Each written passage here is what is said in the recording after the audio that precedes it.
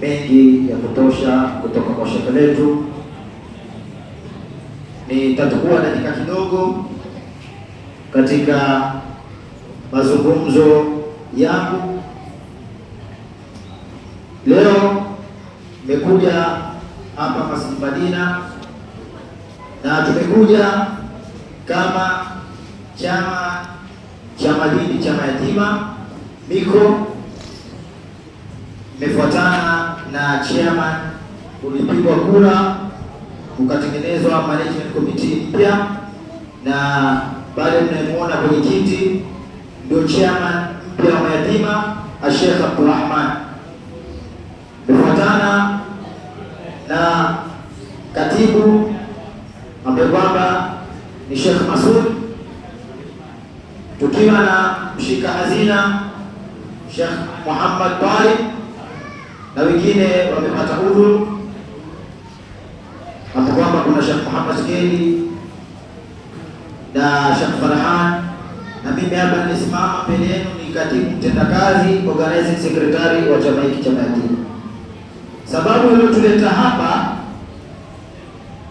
ni kwamba katika harakati zetu tunajua chama cha mayatima kimefikia takriban miaka 30, na kila Ramadhani sisi huchanga zile tunazozipata zikasimamia fizi na baadhi ya mahitaji ya yatima, na tunajua kila siku zikienda hali hubadilika.